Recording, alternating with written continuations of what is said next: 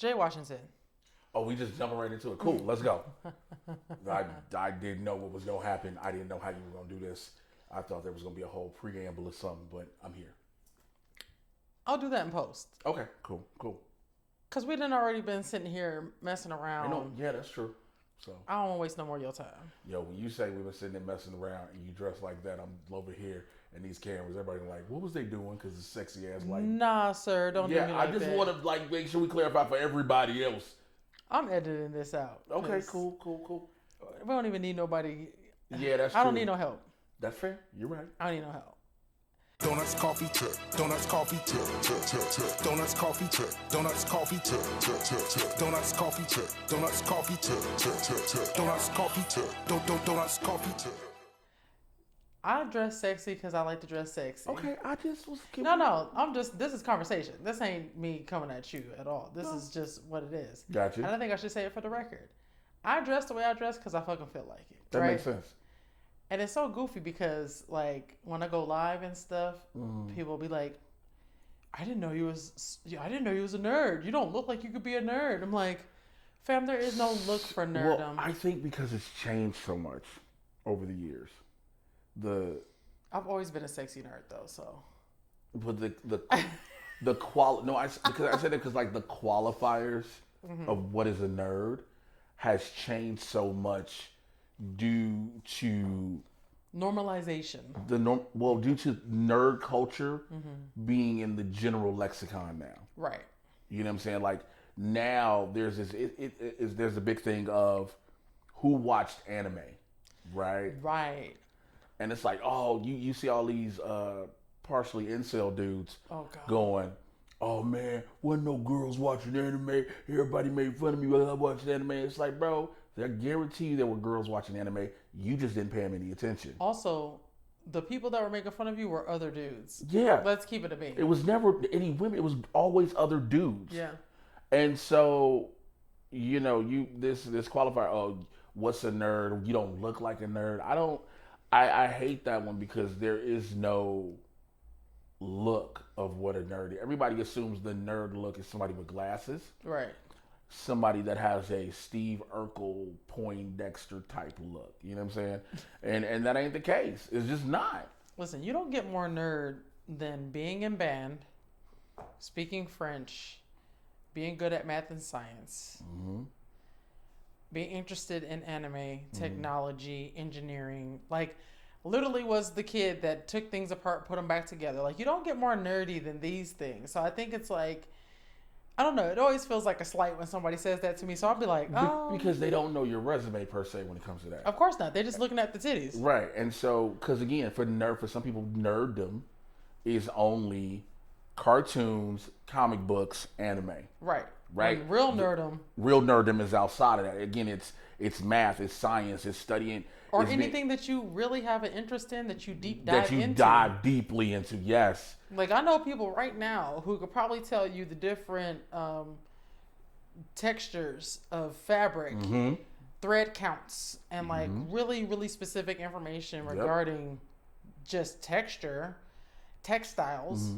They're a nerd for that. You know what I'm saying? Like, that is a textile nerd. But I think people were so busy bastardizing and making nerds feel bad that when they realized they themselves were nerds, they had to be like, well, no, you know what I'm saying? I've been a nerd the whole time. It's like, you probably were. Yeah. But you didn't, again, your qualifier of what a nerd is one thing. One dimensional. It's one dimensional. And so we now have nerddom going across, like you said, from anime, comic books, Star Wars, Star Trek. That's just those things. Fantasy, right. Magic the Gathering. But again, math and science and STEM, and those go on so many different levels because they blend themselves into technology and today.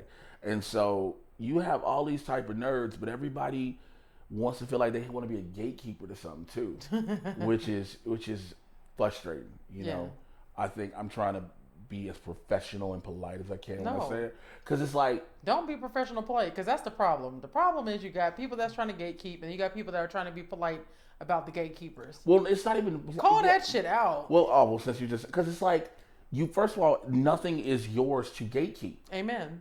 None of it. No. You know, I am a giant Marvel fan. I'm a math nerd, a science nerd. None of those belong to me Right. to hold the keys to keep somebody else from knowing about. Right. And you got so many people who want to be like I hate when I hear about dude, because again, it's always hearing about dudes who do this to women. Guys will see women with either an anime shirt on or a different band shirt from like rock bands from the 70s, 80s, etc. and be like, so what's your favorite song, or what's your favorite episode, or what, blah, blah, blah. And like, who are you to be the gatekeeper to try to question some fucking body? You know, what's really interesting is that gang culture exists in everything. Yeah. So if you try to set trip on me, just be prepared to get your ass whooped. Because what are we talking about? You didn't buy the shirt. You're not any type of active participant in the way that I live my life or lifestyle or anything like that. Leave me the fuck alone. But you don't have people who seem to get that.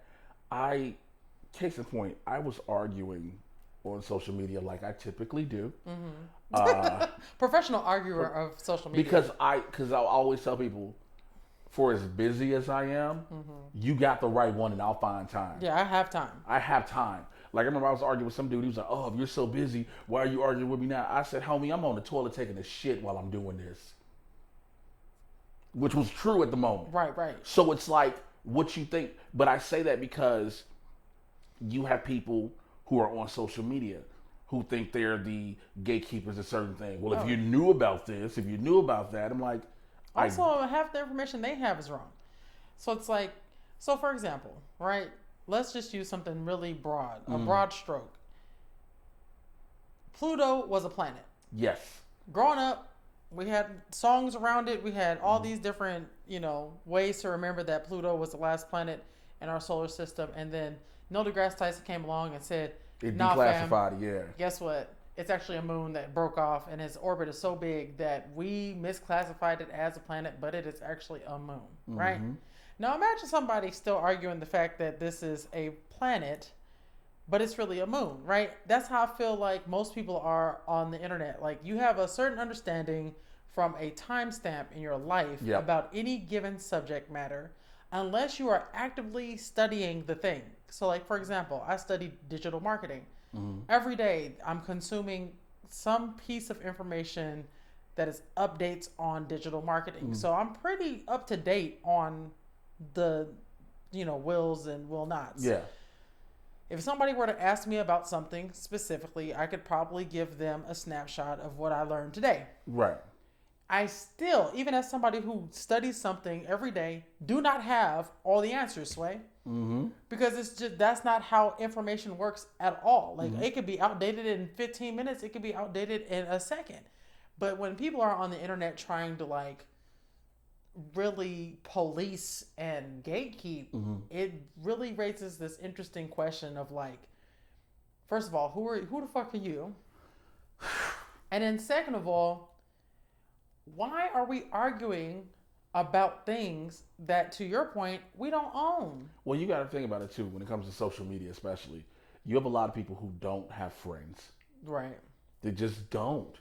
And their interactions with people are virtual, and it's the only thing that they have. And so whether it be an argument or even a basic conversation, they need that. Right. It's why whenever I start arguing with somebody and I realize I'm done with this, the last thing I'll tell them is, go touch grass. I'll always say, go touch grass. Because, to your point, with the declassification of Pluto as a planet, you want to know why people still are able to argue that? Because we still have people to this day who want to swear the earth is flat. That is how people can argue that. I know Galileo is flipping over in his grave. You hear me? It baffles the fuck out of me as not just an intellectual, but as somebody with just basic common sense, that there are people in the year of our Lord 2026 who can be like, nah, the earth is flat. And then you go, so you're telling me out of the things we know in our solar system, right, the moon is round. We see the roundness of the moon, though. The sun is round. We low-key see the roundness of the sun, too, though. If you look through a telescope on certain alignments, you can see various other planets, which are round. But I can't see the roundness of the earth. But this is the only... And then, when you tell them how you can see, if there's a certain where there's a certain point of the horizon is the reason you can't see over, it's because of curvature. Right. And people are like, no. And you're like, what the fuck is wrong with y'all? Well, you got to talk to, these folks in a sense of stupidity, because that's just dumb. I have a fun story about this. Also, by the way, all this is a warm-up. So I thought we were going. You got me started. No, I know. This is why it's a warm-up. So, dated a guy a long time ago. When I dated him, it didn't work out, obviously. We broke up, whatever. Some years passed. Years. I'm talking about like maybe 10 plus years have passed. I get to hang out with him again just on a whim. And that's when I find out that he's a flat earther. I said, hey, what the fuck do you mean? Has this always been? Right. Or... No, I'm more educated now, so I said, oh, okay, so explain. I hate when people do that shit. Wait, Jay. Go ahead. I said, break it down for me. How? How? He said, well, I ain't never seen the curvature of the earth, so how can I believe somebody when they tell me that it's round? I said, have you ever seen the air that your lungs breathe? You ever seen the heart that beats in your chest? Have you ever seen your skeleton? But you feel the aches in your bones when it rains outside with your old ass. How are you out here really believing that the earth is flat? Like, I just can't. This is how you even add on to that, if I may. You don't see your skeleton. You don't see your organs. Right. But your organs create memories and life on their own. Yeah. On their own. Right. You believe this because you experience it. There's a reason when we travel via the air, it takes so long. There's a reason the way wind and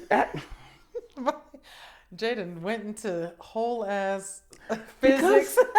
Because it's just it's baffling to me, because these are things. If the earth was flat, right, why in the whole entire geographical fuck right, would we have globes to reference it? Because they got it wrong too. Everything that, because I even see people go, well, when they lay out a map, it's all flat. I said, you dumb son of a bitches. It is to display it on a wall or a board for people to see laid out. If you curve it around like it should be, it's the same thing. Even if you look at the way the continents are structured. Right. It tells you even about Pangea. Yeah. You can look and see how they all fit into one another like a jigsaw puzzle. But people are just, oh my God, my brain. So you know what that reminds me of? It's like when somebody's doing graffiti art, right?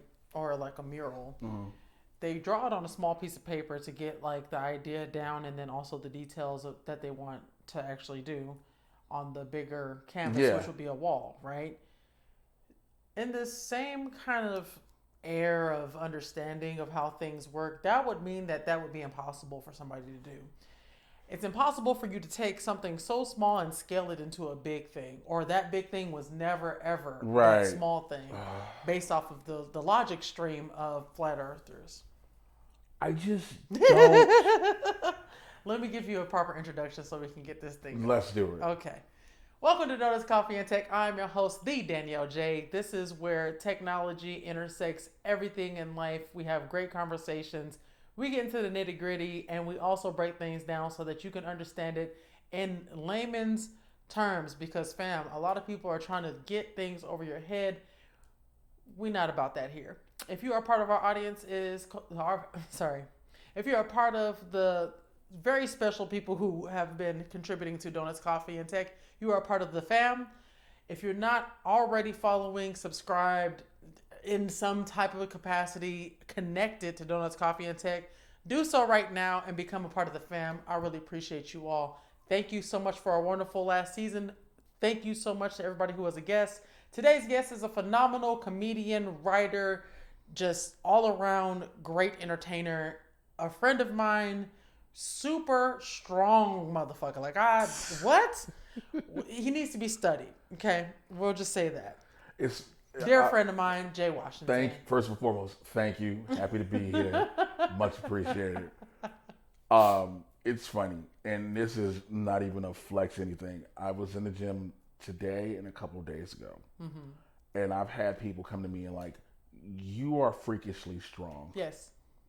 They're like, because they're just watching me. Like, I'll go, people will see me come in the gym, go change, put my workout clothes on, come to the floor, if I see a bench, if I'm benching for the day, throw 315 on and just start warming up with it. Right. And they'll go, I had an older black dude who used to compete competitive bodybuilding. He said he's 74. He said, I have never seen anybody with a freakish level of strength like you have. You are definitely a freak of nature. As somebody who also is a freak of nature, right? Like, from one freak to another. It's weird to me. Diddy, you know what I'm saying? Yeah, I think it's just for me, like, everybody, like, I think I don't, because sometimes I think there's a threshold, right, of how much I could lift or how strong I actually am. And there's a bigger black dude, real jacked in the gym. And I had to talk to the brother one day. I was like, yo, I watch what you lift and I aspire to get to that point. Right. He said, hey, man, you can do it already. Right now. He said, I watch what you lift and how you do it with ease. So I was like, oh. But you know what's really interesting about that? Like, I think that's something that we could talk about here, and it's really relevant to everything, is that we create certain scripts in our mind about the reality that we are supposed to live in, right? So like, even like, we're both transplants to Los Angeles, right? So in our mind, before we got here, we had an idea of the reality that we wanted to live. But here's the thing, of what this is in general. But you know what? What's really, really interesting about it, if you break down what that thought process was, we've actually accomplished all those things that we thought about before we got here. Like, if you really break it down, that's fair, yeah. You live in a city that everybody told you was too expensive to live in. Yeah.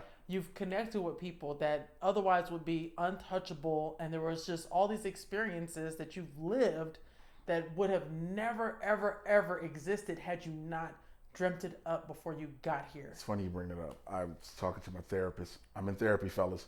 I'm going to tell you something. Do it. I've been in therapy for 8 years. It's the greatest decision in my life. Amen to that. Because I know if I didn't go as frequently as I have a new therapist now who happens to be a black woman who keeps me in check. And I always say, if it weren't for her, my crash outs would have been glorious. But, oh, God. But I say that because recently I've been doing this thing of like try to have random moments of gratitude and things like that. Yo, I always have to think about, oh, I'm complaining about my career or this, that, and the third. But I have a career as a comedian, as an actor, a writer, pro wrestler, all of that in Los Angeles. Right. And I've had it for over a decade now. And so it puts things in perspective to what you're saying, like all the things you dreamt of, because a lot of people dream of things, and I think we're told to dream big, which is absolutely nothing wrong with that. But what a lot of us fall short, and even myself included at times, is we're told to dream big, but we only focus on the big things. So when those things that are smaller, but in the same respect of what we want to do, we sometimes ignore it. You know what I'm saying? So like, oh man, I want to be at this award show for this movie I might be in, and blah, blah, blah, blah. Well, you're in movies. Right. Or I want to be working with all these famous people. Well, you might not work with them yet, but you might be friends with them. You might hang with them on a regular basis. Just the different things of different levels. And again, I live in Los Angeles. And again, for those who do not know, it is not cheap to live here. Well, I always say that that's relative, right? Because I mean, your opportunity is so vast that it actually ends up costing about the same. As, oh yeah, absolutely. Well, I mean, just for like the ratio. Yes, because yes. I'm not tone deaf. It's not like I don't understand like income to actual expense ratio. Yes, yes. But what I'm saying is like the amount of opportunity that you have access to by being in this state kind of equals how much you can afford to pay. Yeah. And I know that's a wild take because people come like, oh, in the comments, it's expensive. She's tripping. She's delusional. No, I'm here to tell you, as somebody who was freelancing and didn't have a 9 to 5 for many a years, that I was able to afford to live a certain lifestyle. Now, is it getting harder because of current administration and different opportunities that have dried up because of like shifts Because of that. and understandings and whatever? Yeah. Sure, but it's really a place where as wide and vast as your imagination can go and your creativity can get about solving problems, this is the place where you can actually make that shit pop. Because if I was still in Denver, the problems, albeit valid problems, the solutions don't pay as well. Right, right. The population isn't as big, so there's probably not as many problems, so it's going to dry up faster. Then on top of that, just the outlets aren't as foundationally strong. So you have a lot of people that are starting things from scratch. Yeah. So then you don't really get an income from your efforts like you would in LA. A lot of this shit is, these people have been doing this for a minute. So like I'm from Chicago and third largest market, right? And you would think for the most part you stay in that market if you just like, yo, I can do this and not have to worry about all this other things that are going on in these other markets. Right. But you hit a ceiling, right? Where you're like, I got to do something bigger if you want to do bigger. And it's also interesting too because you brought up this current administration and being a thing with tech and how all of that is affected and it's intersectional as well too. Like, look, let's be real, just to shift gears even as an entertainer in this industry, this Paramount acquisition of Warner Brothers, which is fucking awful. Yeah.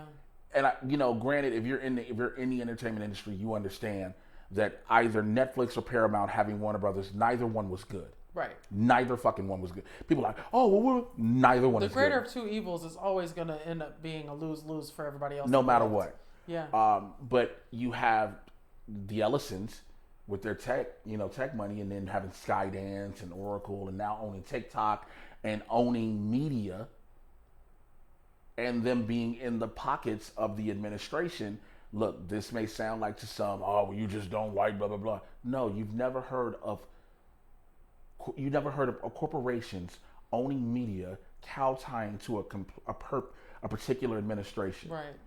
And that is what's happening with the tech sector, where you have a lot of people on social media, which is a big thing. All these things now are shifting to favor this administration because the head of this administration is sensitive as fuck. Right. So now you have people who are actually reporting the real, getting really, really good perspectives as journalists and reporters being censored and basically blackballed in a way where they can't really say anything and have to build their own platform. Which has actually become a good thing in a sense. I think, you look at the Don Lemons, the Joy Ann Reeds, many others, the Jamel Hills, who have understood the power of social media and have built their own outside of the corporate conglomerates they were all a part of. You even have Tucker Carlson. I'll play it on both sides. Yeah. Him doing his own thing. You realize, I can be freer, bigger, and more expansive when I'm not beholden to something. Right. And again, with any corporation you work for, there are guidelines, et cetera, et cetera. And this doesn't fall by any political wayside. It's just, it is what it is when you work for a corporation. But when you're independent and now the masses are clamoring for that independent, unbiased sourcing that doesn't have anyone filtering it, it helps you grow even more. Right.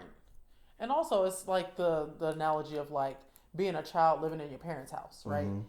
As long as you're in your parents' house, you got to live by your parents' rules. It don't matter if you're 35, 23, or 13. If they say you need to be in the house by 10 o'clock, you have to respect the house rules. Well, when your ass is grown and you have your own house and you can do whatever you want to, then you can come home at 2 o'clock in the morning and ain't nobody gonna ask you no questions. And I feel like that's what's happening with all these media mavens, where they're like branching off and figuring out like, hey, my house, my rules, I get to actually report on things the way that I originally signed up for when I went to school for journalism or whatever. And it's interesting to see, because I was telling one of my colleagues, my former colleagues, she is what I call the last of the Mohicans. She's like a real journalist. She's going to try to find the truth, right? Whatever that looks like on either side, whatever. And the truth, at least as far as journalism is concerned, is all of the evidence that points to an answer, right? Right. Whatever that answer is, it is what it is. Right, you know what I'm saying? Now, it may not be the most desired answer. It may not even be the answer that, you know, plays into whatever your angle was. But whatever that answer is, all the evidence points to that answer. Right. You know what I'm saying? Right. And she really did a good job of that when I was working with her, because we're in higher education, and she would ask the hard questions to like the deans and like all these different people who have like positions of power and the stakeholders and all that stuff like that. What I'm noticing about journalism in general is that we're losing that curiosity because people are so jaded by their own biasness, right? And there's a few people who try to stay true to like the tenets of journalism and try to, you know, report on what's going on as it is and point to the answers. But what's becoming more scary, at least for me as somebody who considers themselves a journalist, is that the mainstream is so convoluted and so biased and so leaning on any direction that you can't get the actual truth out of these motherfuckers. Like, you have to go and become like a self-reporting journalist. You have to go out into the world and try to figure it out yourself. All these sources that aren't real, all these AI sources that are like fabricating the truth and like pictures and all these different things. And it's becoming harder to know what the truth actually is. I think to lean on the point when you said mainstream, I think first and foremost, I think there needs to be a redefinition of what the mainstream is. And I say that because if you're looking at we're going journalists, if you're looking at news media outlets, right? When everyone says mainstream, this is literally what everybody says. CNN, Fox, MS Now, NBC, and CBS. Right. But the problem is, those are just legacy. They are not just the mainstream. Right. Because just as much you have for, again, no matter how it leans, you have the Newsmaxes, the OAN, you have all these other outlets that garner just as much of a following. So now, when you're looking at it, instead of just saying, oh, the mainstream, to try to box certain things in, because mainstream is everything. Because even to an extent, TikTok is mainstream media. Right. But when you talk about TikTok is the platform. A page on TikTok would be the mainstream. Yeah. That regard, yes. Right. But again, it's just I think terminology plays a factor too. I see what you're saying. You know, because it's like we have to redefine. Yeah, because we have legacy media. Right. Absolutely. But what your grandma and them is watching. What your grandma and them watching. When you see people in a bookstore or doctor's office, legacy media. Right. But the way YouTube has become its own source. Oh, of course. You get what I'm saying? So it's like we have to redefine that word. And again, tech plays a part in all of it. Of course. And so it also takes, the problem is too, when defining what is true or not, what is real or not. We are now in a generation of people, whether they're older or younger. Some people want to go dive deep and try to discern what they see, what they read, et cetera, et cetera. And that number is getting smaller. It's getting smaller and smaller. Because a lot of people just were like, well, that's what it is. And it's like, no. You know what I blame on this shit on? Cliff Notes. Remember Cliff Notes back in the day? Ooh, if you didn't have to take a test, you just had to get that little book real quick, and that was it. That was all you needed. That's it. The freaking headliners, the chapters with the little summary. I can blame Cliff Notes for this shit. But because you know what? Back in the day. But you know what our new Cliff Notes is now, right? What's that? ChatGPT, Google Gemini. These are now the new Cliff Notes. Yeah, exactly. And people are leaning on it too much because now, okay, so you know I love technology. You know I'm a huge tech person, just personally, you know, talking offline about tech and all this stuff like that. Where I get upset about these chatbots, because I was telling people when it first rolled out, I'm like, it's just trained to repeat itself. So it's going to say things repeatedly, and that's the model, right? But what really grinds my gears is when people try to use these search results as law or valid sources without even knowing where the hell it came from. Fam, remember when you had to write a paper and you had to cite your sources, your bibliography? Yep. We need to get back to those days, because I'm marking people off. I'm grading people right now on social media. If I see you say something or you have some post that you're reposting and you don't have like a valid source or somebody who actually did the work. People, even outside of the chat box, you know some of their sources? Wikipedia. And the problem with Wikipedia is everybody can write it. Anybody can write it. Anybody can edit it. That's why you couldn't use it in college. But there are now people who've never been to college. That's true. Who've never had higher education. Hey man, don't do too much on that one, because I ain't. But it's not this. But it's they don't accept that. Yeah, they don't understand that. Yeah. Like it's not up as much as you want it to be as pure and verifiable, et cetera, et cetera. Yeah. Anybody can go in. I can make a page for you and tell them you're a werewolf. Yeah. And because Wikipedia says it, yeah, now you believe it. But you know what's interesting about Wikipedia, though, is that they've tightened up the reins on what's said and if it's cited somewhere. Which is fair. Which it took a long time. It took a long time to get there, but I'm really happy to see that they're actually doing something in that regard. What kills me is that if Wikipedia can take some type of responsibility and say, oh, you know, we thought this idea was really good because they're, as a collective, we might know different information about the same topic, and we might be able to cite that source somewhere else, but we just need a place where the collective can input that information. If they can take accountability and say, we should actually have them cite some sources so that it can be a valid source. Why can't we get these AI model companies to take just a little bit of responsibility on the delusions and the weird shit that the AI is saying, and also people are copying and pasting what the AI models are saying and saying like this is law. Well, you know, there's a thing now. There are programs that professors are using to, like when a student turns in a paper, right? They're inputting the paper in it. Yep. And to it find automatically says if it was produced by AI. I worked in higher education. I saw a thing. I think it was when I looked at Instagram or Facebook. One of the it was a reel from one of them. But there's a new program where it can actually show how it was typed, and because it can show how it was typed, it'll let you know. It'll determine if it was it was human or human. Yeah. It was human, and I was like, A, that's terrifying, but B, we've gotten to this point. Right. Case in point, I was all right. I'm just gonna express myself. I watched Love Is Blind. Oh, okay? Good. You know, I had to catch up on it. So I put in Google Gemini on purpose. Give me a summarization of what's going on. So I compared the summarization of what Google Gemini gave me to what I know, what I've watched, what I know people who may have edited or worked on it to tell you. It started telling me certain things that had happened, and I was like, these people aren't a couple though. Ooh.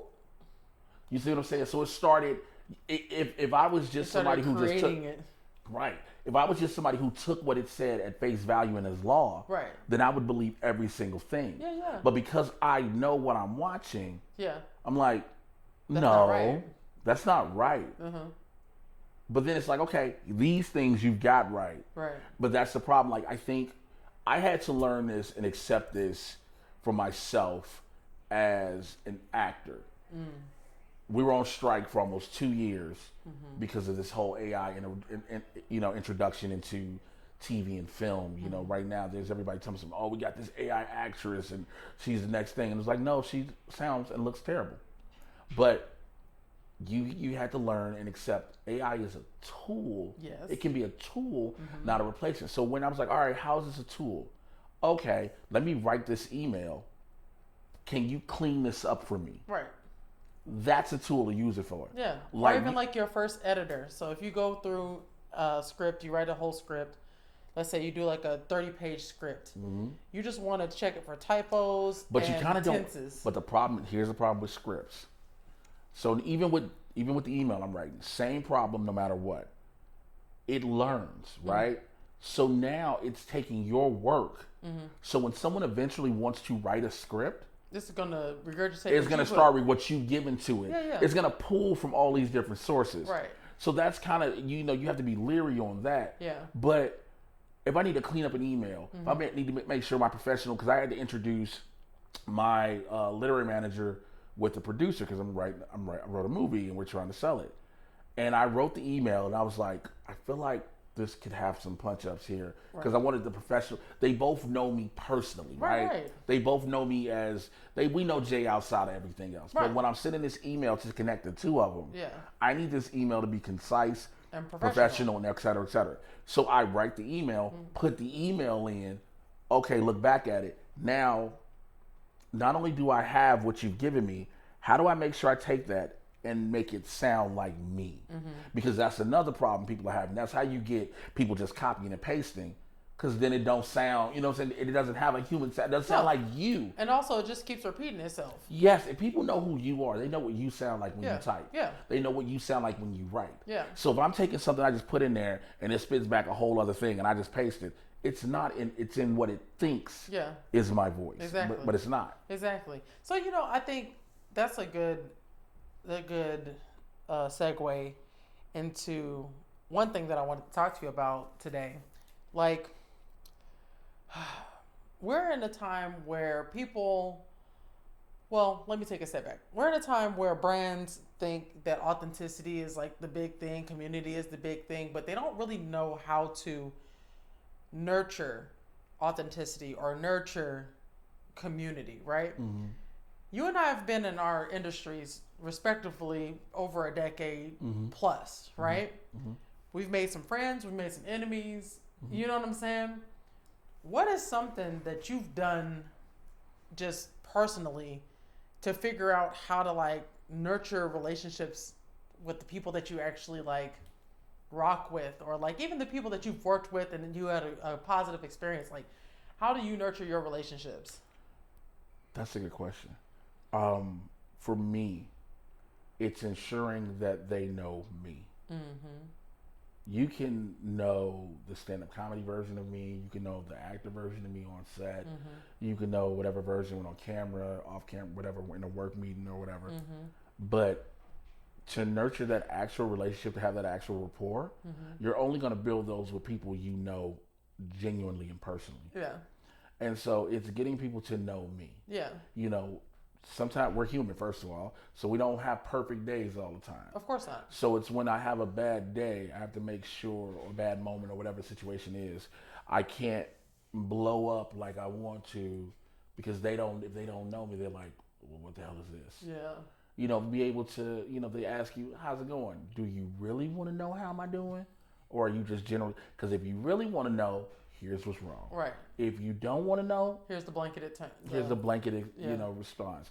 I think it's letting people know who you are. Yeah. Because also that can, and I do know for a fact, it can backfire. Right. Because there are a lot of people who take your kindness for a weakness. Yeah. I've had people in my life who are no longer in my life who, because I always say this is just a true statement for me. I try to lead with love and fun and light. And because of that, a lot of people think nah, this can't be real, or I don't trust that, blah, blah, blah. I'm like, I don't have any I've been through too much bullshit in my life, and I'm at a point where I'm like, I don't need the bullshit. So if I meet you, you're gonna meet me. Yeah. To piggyback off of what you're saying, one thing that I learned in the last, I would say probably the last 2 years, right? One of my friends told me this, and it stuck with me in a way that I think is really helpful to other people. Don't let people get you off your square.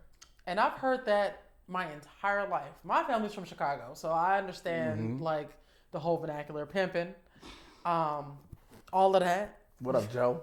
What up, Joe? What up, Joe?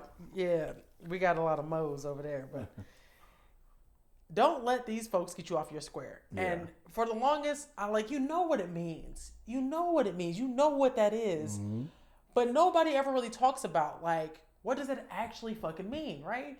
If you know yourself, that's step number one, knowing yourself, right? Knowing what you tolerate, what you don't tolerate, how you show up, how you're not willing to be perceived, that type shit, right? What I know about myself is that I'm a kind, caring, compassionate motherfucker. Like, I take care of my people. I often make sacrifices that other people aren't willing to make. I'm a big risk taker. I'm out here. Like, this is my life. I live it that way. I've been living it that way forever. I literally moved to LA because I flipped a fucking coin. Like, I am that girl, right? Mm-hmm.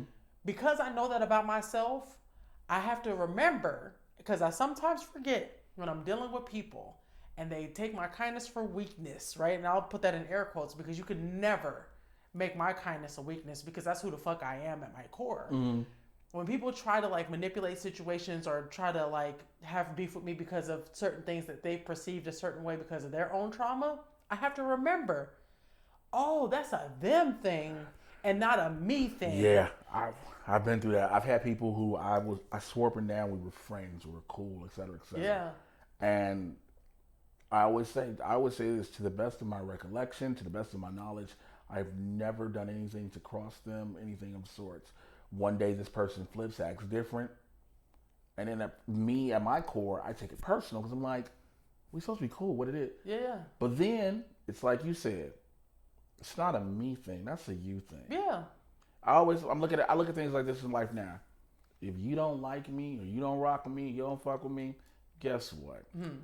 I will be okay. Yeah, but in the same breath, if it is something that I did, let me know. Let me fucking know. Let me know. I had a situation like that where somebody came and was like, oh, well, this had been happening and blah, blah, blah, blah. And I was like, but you ain't tell me. But you never told me. So you never told me, so I never knew anything. So if I did something unintentionally, because again, I'm oblivious to a lot of shit. Yeah. If I did something that rubbed you the wrong way, said the wrong thing, et cetera, and it was unintentional more than likely, because if I kept doing it, I didn't mean to, because I didn't know. If you don't tell me something, I don't know. So therefore, when it continually happens, you get upset, and I'm sitting there just like, well, ain't shit wrong. But then all of a sudden you want to have this blow up per se, and now I have to feel like, wait, what the fuck are you talking about? Because I don't know what I don't know. I don't know what I don't know. And I can't. And okay, now that we're talking about this, I'm sick and tired of people making it seem like their triggers are everybody else's concern. I think that's been a big statement for a while now. Your triggers are your own responsibility. Yes. If something, look, some people can be, I know people like, well, people are insensitive to things. There are people who are absolutely insensitive to certain things, to certain people, to certain topics, et cetera, et cetera. That is never going to change, unfortunately. But at the same time, when you go to just random situations and then say, well, this thing triggered me per se, and you want to flip out or have a moment, whatever, that's on you, how you perceive it, how you handle it. Right. You can't blame that person or that situation if no one knew. Most people don't know. Most people don't know. Also, I'll tell you this, 100% of everybody does not know your fucking triggers. Because we don't live in your body. We don't understand the physiology that's happening. We are not you. So how the fuck are we supposed to know that saying the word orange makes you go cuckoo for Cocoa Puffs? It's funny because my co-host and I on our show Blurs in Hair, we were talking about like different songs in your playlist, your sex playlist. This was a random conversation. But because y'all have great random conversations, by the way. Yes, thank you. Every Wednesday. Every Wednesday, yes. 6 p.m. Pacific. That's right. But the thing is, we were talking about it, and we were talking about certain artists that are in your playlist. Now, I'm older than my co-host. Okay. By a couple of years or so. So there's certain artists that are going to be in my playlist regardless. Now, when I say that, I feel like I already know the names you would say that I would probably roll my eyes at. So, look, Trey Songz has at least 3 songs that are great for but, like, listen, I've learned to remove all R. Kelly songs out of my playlist. As you should. I've learned to remove all of them. You trying to fuck some sandpaper? Because that's what's going to happen. Dry it up! So, now, I can't help when I go back home to a barbecue in Chicago, somebody's grandma, my auntie playing it, and everybody started stepping in the name of love. That ain't got nothing to do with you. Ain't got nothing to do with that. Ain't none of your business. But, so I bring that up because I just use Trey Songz as an example of different things. And one of the comments was from a woman in our neighborhood, as we call it, the chat, and she was like, "Well, you're supposed to know what song she doesn't like." I was like, "If this is a random person, let's just or say a new person, or new person, let's just say a new person. This is a new person. I don't want you to have the perception to the family that you a hoe. I'm a whore. Yeah, I'm not. Yeah, no, he's not a whore. No. He's very sanctified. Hallelujah. He got that thing on lock. He got a chastity belt on. Don't. That is way too much. Don't try to get at Jay. He got that thing on lock. Don't do it.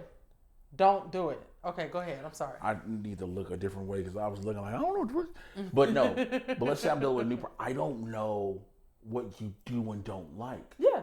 So if I'm like, if we're wherever, we're my house, your house, wherever we are, and we just play a playlist, and we're in the moment, and a song comes on by an artist, you can't flip out. Yeah. Oh, how did no? What are you talking about? Yeah. I'm not responsible for that trigger to you again. If something negative happened in that regard, I'm very sorry that happened. Right. I'm absolutely sorry that happened. But for you to flip is like, what the fuck are you talking about? But I think that was the discussion we were having. So yeah. You saying? No, I was just gonna say it goes back into technology, right? It goes back into social media and this normalization of different words that are used in therapy, and not everyone understands the context of these words that were used in therapy. Therapy speak has become so abused. Absolutely. But here's the other part of it, right? So like, let's say that I have a really big following and all I talk about are my traumas and the triggers and all this stuff, and I'm articulating it very well, and people love the way that I talk about my trauma. There will be a huge percentage of those people don't take in anything else that I say, but they'll remember those words that I repeat all the time. And I think social media, while it's been one of the best tools because it has exposed the truth, which is we all need therapy. There is not a person that could not benefit from therapy and the right therapist, because there's just so many different moving pieces in the human experience that we need to be able to identify and grow and learn from, right? Right. But there's also this really dark side of social media that happens on like a psychological level that is not conscious. And that is, we connect things. We make patterns out of things. So when we start having our own experiences, these patterns that we've made in our minds from whatever this influencer said and this actual event that took place in our life, we can draw the pattern to it, and now we can speak to it as if we are said influencer, et cetera, et cetera. The dark side of it is, now motherfuckers got the vocabulary to talk about the things, but the pattern recognition is off. Yeah. You know what I'm saying? It's like, just because somebody, like a child, my niece, I'll never forget, and I love my baby. That's my little mamacita. I love her down. But when she was a little baby girl, she drew a picture of her auntie, her favorite auntie, me, with this big old smile with all my teeth, because that's how I smile. Okay. I have stains on my front 2 teeth because when I was a kid, I lost both of these 2 teeth at the same time. They got knocked out. When they grew back, they had these fluoride stains on it, whatever. She drew the fucking fluoride stains on the teeth. So she got these big ass teeth. Okay. It's literally all teeth, little eyes, a little nose. And my feelings was hurt because I'm already self-conscious about the fucking stains on my teeth. Right. Do I go off on this kid because they literally drew what they saw? This is a great honor for this little girl to draw a picture of me that she's going to give to me to show, like, I love you, I rock with you, I think highly of you. This is how I see you. Or do I accept it as the token that it is, right? Do I go the fuck off, or do I say, thank you, baby, and cry in the car? Like, it's social media has just shown the best and the worst. Yes. And I say that as somebody who I honestly hate social media now, because here's why. When it first started, it was fun, it was cool. Yeah. I don't like that careers have become, what's the word I'm looking for, tethered to them. So now I have to be on social media, whatever you're doing that makes things happen, you got to keep doing it, et cetera, et cetera. So I recently put up one. I do reaction videos. People send me the wildest and craziest stuff off the internet. And I've seen that playlist. It's a wild, dark place. But here's why I bring this up. I just put up one of an incident that happened at a Little Caesars. Black dude harassing a younger Mexican dude behind the counter. Gets aggressive with him. Mexican dude hit him with a pizza uppercut. It's over. Right? Man said pizza uppercut. Get him in a pizza. Get him the hot and ready. Hot and ready. Get him that shirt hot and ready. Want these crazy puffs? But here's why I bring it up. I acknowledge in the video when I do my commentary, I acknowledge bro got hit with all that and that's what he deserved to get, et cetera, et cetera. I don't care if it's black, Hispanic, whatever, right? This is why I say social media is the worst. The amount of white dudes who under anonymity and private profiles that say the most racist of stuff. And I comment to each of them, I'm like, here's my thing. I would respect you being racist if you weren't hiding like a bitch. If you can be racist and I can see your page and everything about you and you like, this is who I am and I stand on it 10 toes down. You got my respect. You got my respect.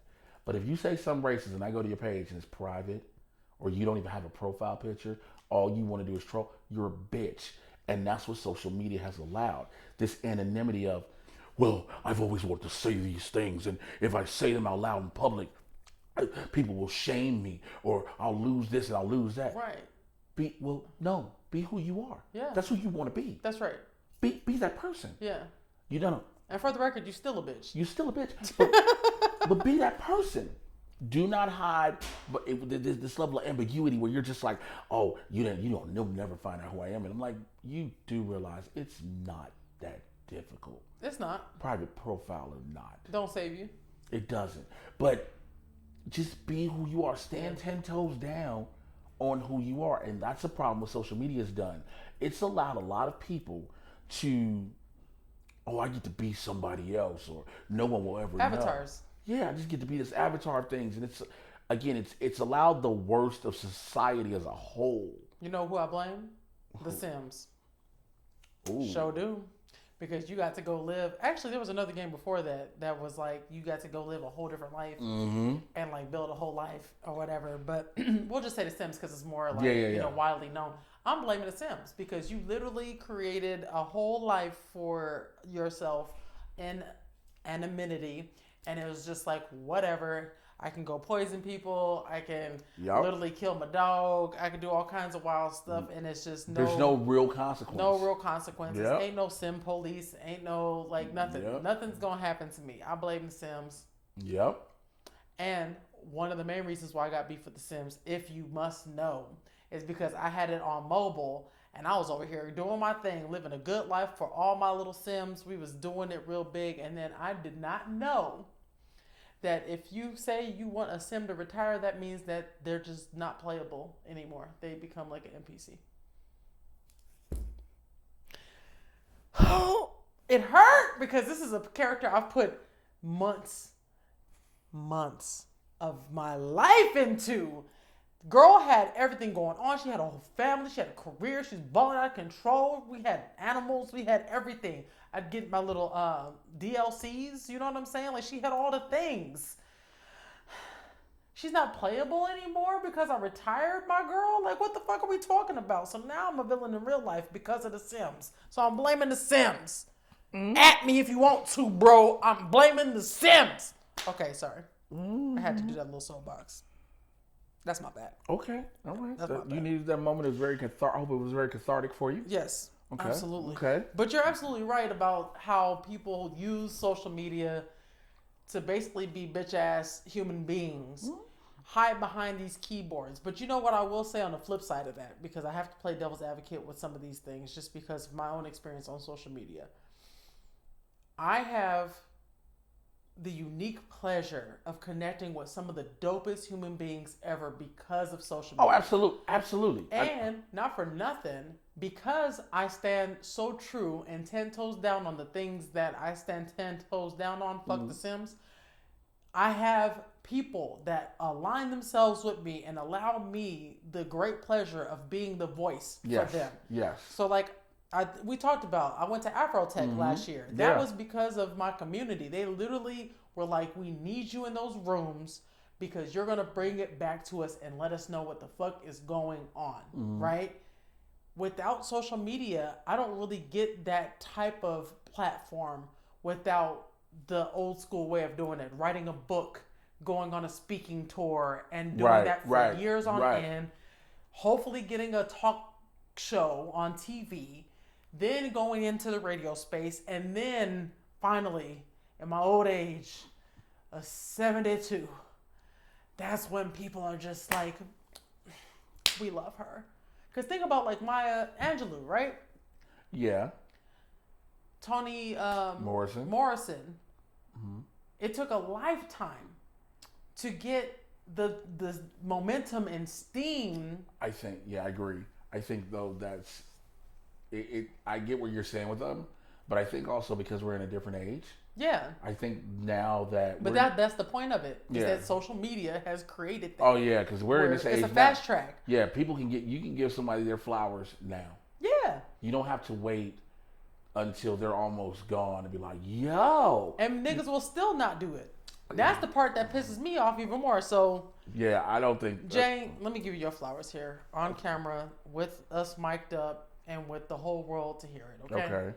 I'm gonna give you your flowers. Okay. I appreciate you calling niggas out on the internet. You do that. Like you'll see something and you'll be like, "Hey, this shit stink." Mm-hmm. Let me call it out because I don't know if they know that this shit stink. And the first time you call it out, it's always like a, hey man, say man, don't know if you know this, but that shit stink. And if they keep going, you be like, hey man, say man, you a bitch. and at that point, I'm locked in. I'm like, Jay is about to go the fuck off. I think, you know what? It's funny you bring that up. Thank you first and foremost. Thank you. I have a manager that I know. He's not my manager. He's a manager in the industry. We're cool. We've been friends for years. And I saw him at a party a couple months ago. And he was like, I love all of your posts. Yeah. He said, it helps though that you are funny. Yeah. Because if you weren't funny and say the shit that you say, and the reason being, I think the reason being is I'm vetted and established in my careers, right? I do understand that there can be a point where somebody's like, I don't know if I want to do. That's always going to happen no matter what, right? But I think because I've always been the type to speak on it, right? And that's your brand, and I know, but I also know how to.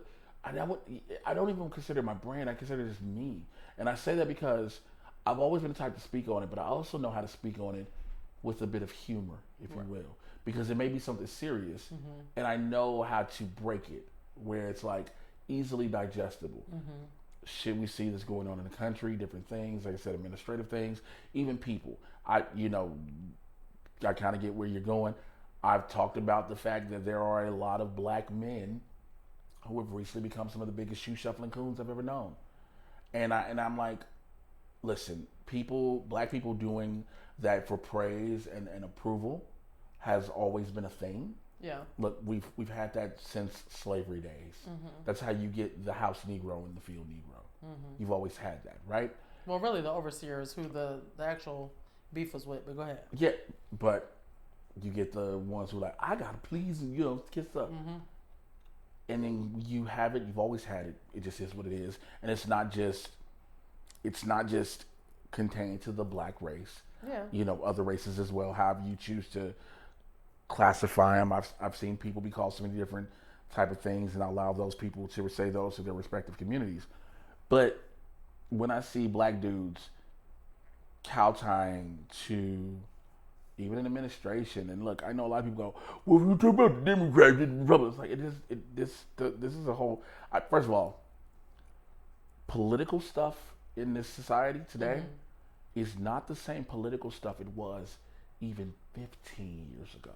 Shit, even 5 years ago. Even 5. And the reason being, this isn't a political stance anymore, more so a moral stance. Right. There is look, when you were younger, you might have seen things. Some people are like, oh, I'm fiscally conservative and socially liberal and blah, blah, blah, blah. That was the thing. Right. this day and age in which we have now, unfortunately, has become a level of morality. Right. And when I watch, especially black people, try to kowtow to an administration that has openly proven it is not for you. It does not like you. Yeah. It is doing everything to take back the progress your culture has made. Right. Actively. Right. When I see people kowtow it, it makes me sick. Yeah. When I see black men do it, it makes me sick even more. Because we, for the black community, we are supposed to be the stronghold. And I'm not even going to say we're going to be the ones to move forward. We're just supposed to be the stronghold, the rock, the foundation, because the ones that move us forward are the black women. It always has been. Once black women realize, yo, we can do this shit and do it better, I think there are a lot of dudes whose egos couldn't handle it. Case in point, how we got in this situation now. But when I see black dudes do that, it is in me to call it out because, you know, I just can't sit idly and watch that. I get frustrated. But more importantly, more than anything else, the biggest thing behind why I say it and to who I direct it to has always boiled down for me to one key, I would say, quintessential thing. And that being, who gonna whoop my ass? Who gonna stop me? If you feel I'm wrong, come to me. Because here's the thing, if you feel I'm wrong, approach me about it. Because I guarantee you, I didn't come to the conclusion of what I've said lightly. Right. I didn't just jump to it. Again, it took a moment for me to get to the point where I've had to say something about it. Right. So, yeah, that's that. Yeah. No, I feel that. And I appreciate it because let me tell you, in a world where there are so many people on the fence, regardless of what side, I don't like gray area a lot because gray area allows you to make excuses for piss poor. You know, I don't really follow politics behavior anymore. I try not to follow politics. Well, now politics follows you. Yeah. Well, I will say that I've always been the person that does not talk about politics on any of my platforms. I just don't do it because I don't have enough information about certain aspects of actual politics and political science for me to actually talk about certain things in detail. However, when we're talking about, well, one step back. However, when all the conversation has been these top level conversations, I have yet to hear anybody have a real political fucking conversation. They have not happened. And what I mean by that is we are talking about humanity. We are talking about people's safety, security, livelihood, things that aren't politics or tied to political science. Because when you look at political science and all the things that fall underneath that umbrella, it's very much so process, procedure, and offices that take care of different things. We're not talking about that. We're no longer talking about Democrat, Republican, House of Representatives, none of that. The Supreme Court, we're not talking about any of that shit.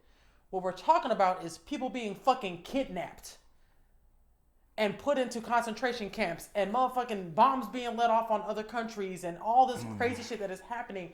And I feel like because it's such a broad, higher level conversation that can be had, anybody can have the fucking conversation. I laugh because when you bring that up, because I know what the typical response is. So I laugh because I know what the response. I know there's going to be somebody that sees this. And when you bring that up, they're immediately going to start typing, well, Obama deported, blah, blah, blah. And then we always have to go, again, you're going this whataboutism. But since we're going to go whataboutism, since we're going to do it, we know he was the deporter in chief. But we also know he went through everything he did. He went through it all through the legal channels. Right. He actually was practicing political science. He was actually doing the political science level of it. Yes, he may have gotten rid of 1.9 million immigrants at the time. Yes, absolutely. again, I don't know why people think everybody thinks because Barack Obama's black, he's absolved from ever doing any wrong. There's not a single president that the United States has had since its inception to its soon to be impending series finale that has their hands clean. There's not a single one. Not one. And so when people bring up that with the kidnapping, when you talk about the bombing of countries, well, President felt like he had to bomb this. Your president of the United States decided to bomb another country to distract from the fact he's a pedophile. Now, that made like people like, well, you don't have no proof. I have over 3 million pieces of data that says it's proof. Right. As we all do. Right. But people ignore those things. Right. Because it's no longer a conversation about political science. It's like... It's not about the politics. Because back, I feel like even as, I don't know, probably before I was even born, but when I think about politics, I think about my time at Arizona State University for the 2 years that I went there, and President Bush was in office. Okay? Which one? Baby Bush. Okay. I ain't that old, nigga. Oh, dumb Bush. Baby Bush, yeah. Fool me once. If you fool me once, shame on you. Fool me twice. You can't be fooled again. You can't be fooled again. You're like, you actually can, but that's not the saying at all. We got a saying in tech. You're like, that's Texas. Not the saying at Boy, all, my first brother. of all, it ain't even the Texas saying, and second of all, you ain't even said it right. Anyway, Go ahead. so politics. Talking about Katrina and the lack of help that was sent during a time of crisis. Yeah. To a level, there's politics, red tape, and all these different people that had to be involved in order to do whatever. But when we seen that motherfucker fly over because he was about to go play golf, now we're talking about humanity. Yep. And that has always been a compass for me. Politics, I can't talk politics. I don't have the degrees. I don't have the vocabulary. I don't have the background. Right. But when it comes to the people and humanity, I could talk my shit about that. Yeah. But on my platforms, I try not to go too much into it because I get really passionate. And I'm just like, I can't personally do it. I've always said this. I won't sleep at night. I've always said this for me when it comes to like this has always been my biggest thing with not even just politics, with government, with whoever runs in government. I don't care who you are. I don't care what level it is. And if we are going to the highest level, to the federal branch of government, I've always said this, and I mean this from the bottom of my heart. I don't care what political party, affiliation, whatever. Do you understand the level of sociopath a person has to be to want to be in government, let alone be at the highest level to say, I'm the leader of these people? Oh, yeah. You have to be a level of a sociopath to say, I basically, and it's not exact, but I basically rule over all. Right. You have to be a level even if it's just the ego. You have to be a level of to an extent, a level of a sociopath. Yeah. Even if you believe you're doing the right thing. Yeah. Even if you believe you're doing the right thing and you got these ideas and things you want to do to move things forward and elevate and progress, there is a small level of being a sociopath. Right. To say, I can rule over all these people. Right. I can be the dude. Yeah. They look at me above as one. It's like, but yeah. I digress. Well, either you're going to be a sociopath, or on the best side of it, you're going to be a selfless servant leader. And that's what we actually need, is somebody who's actually going to get into that fucking office and realize, and I know this is really a pipe dream. This is like, I hit some of the best crack cocaine ever invented to even think like this. We need somebody that's going to get in office and start flipping shit upside down, because the system that was created is broken in behalf of the people.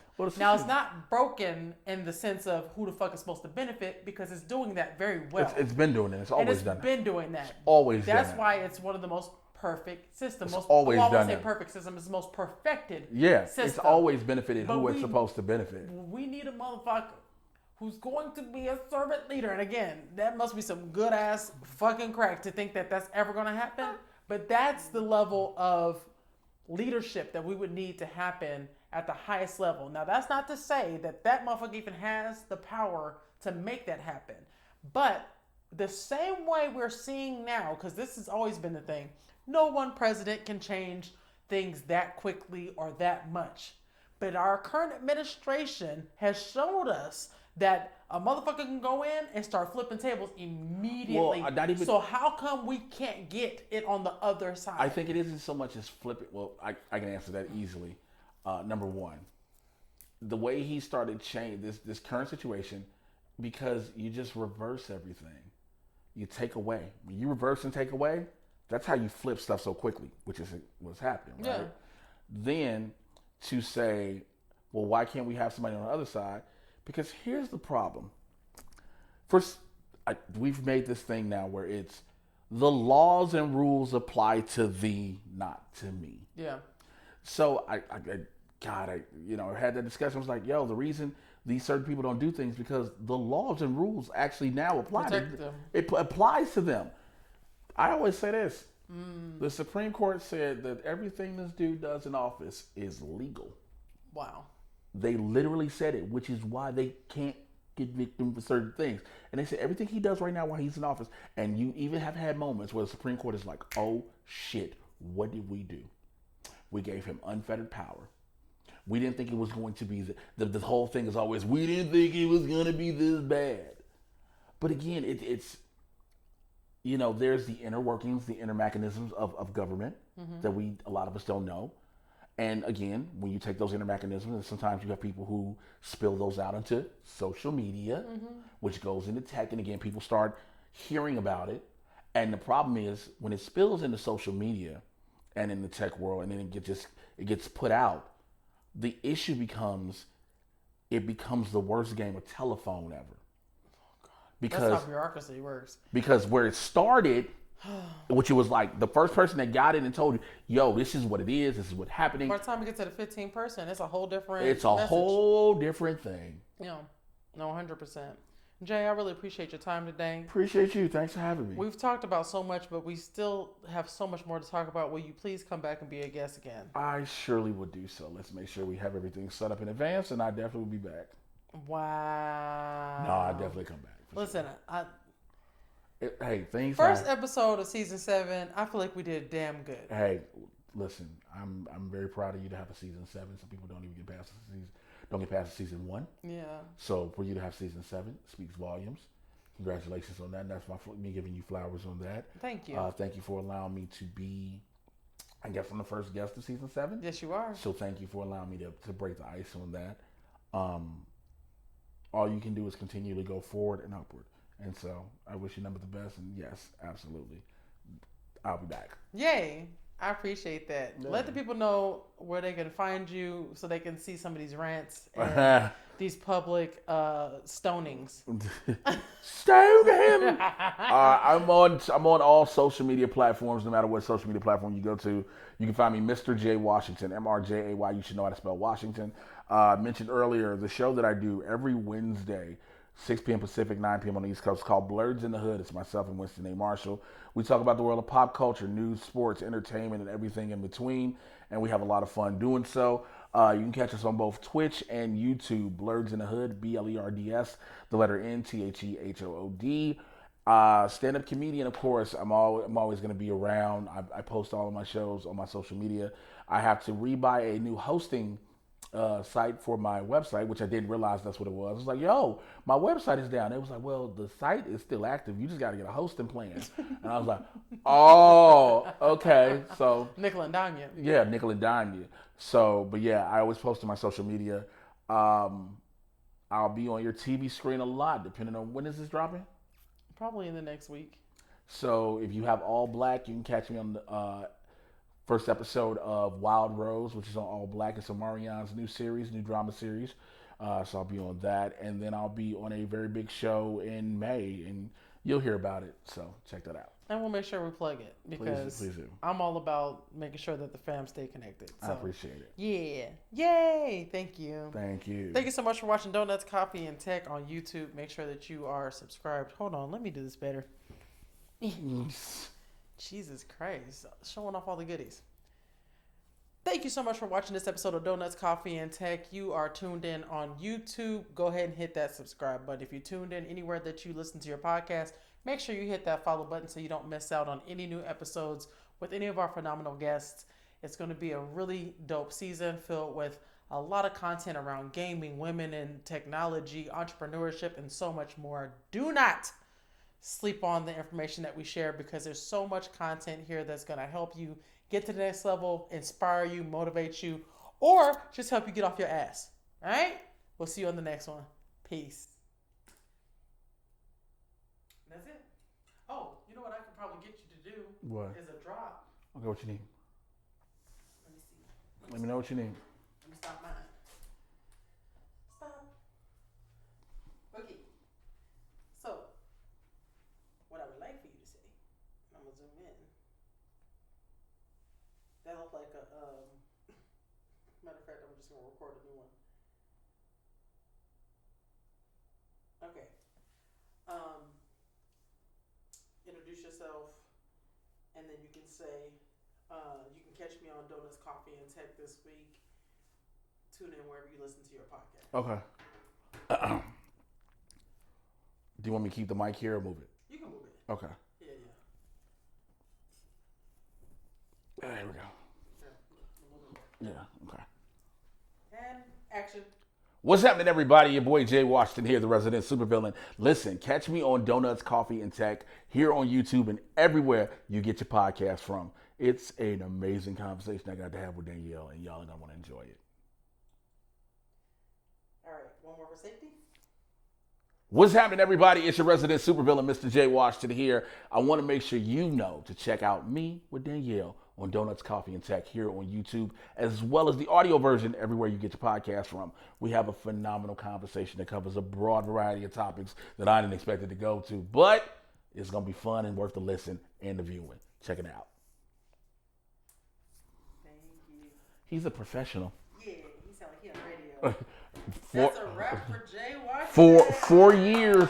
I keep telling everybody I want to go back, but it's thank you. I want to go back to radio to an extent, but it's always kind of weird. Listen, I just got out of radio, so I understand. I got to pee again. Oh, thank you.